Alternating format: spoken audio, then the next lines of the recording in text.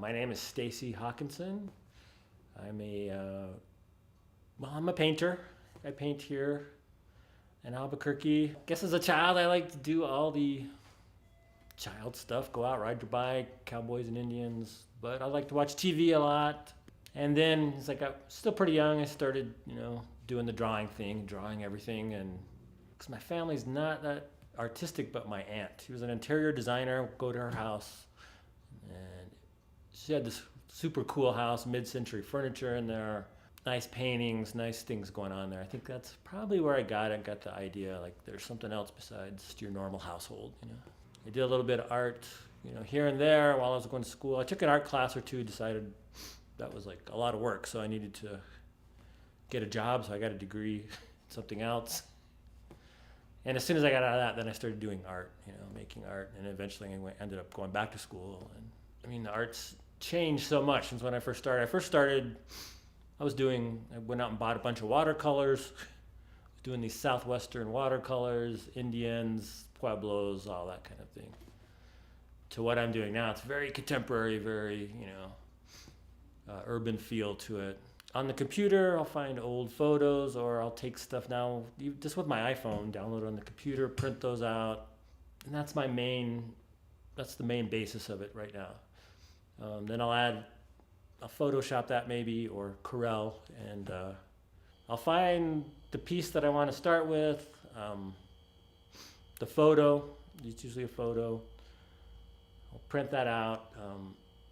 Like right now I'm making 8x10, so that fits nice. I can get that out on one sheet of paper and an inkjet printer. I'll print that out after, getting the lightness that I want. That takes a fixative. I'll have to put a fixative on top of that. Then I'll affix that to a piece of masonite, and then I'll start putting this acrylic, like an acrylic gel medium on top of it, polyacrylic. Whatever's not fixed, it will kind of carry that pigment out. It gives a kind of a ghosty image. You never quite know what you're going to get with it. It's like I've kind of see what works. I don't think there's really a book out there that was going to tell you that, But yeah, you just have to invent it as you go. And if something it runs too much, well, then you learn to fix it a little bit better. If it doesn't run enough, then you don't do it as much. If you want to get drips, you play with the drips. You learn how to control the drips and the splashes but in the end, you really don't know. You're just kind of directing it that way, and you're kind of. That's why I like it. It's kind of like a surprise in the morning when I come in and see what actually happened. I tend to have people that buy my work, which I don't sell a lot of work, but those same people kind of that have that same aesthetic tend to come around, and want that. So.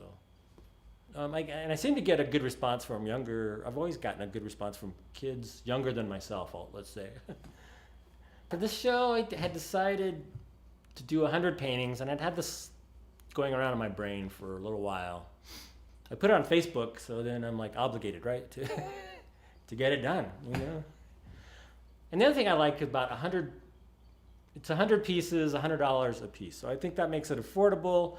People can buy multiple ones, and that's what I like to do here in my studio. I'll put them together in different groups. It's almost like toys. You can play with them, create your own narrative with them. You can do fun things like that with them.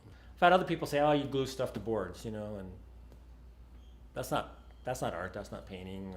But I have enough people that say, "No, it is," to encourage you to do that. And so, I feel fortunate to do that. And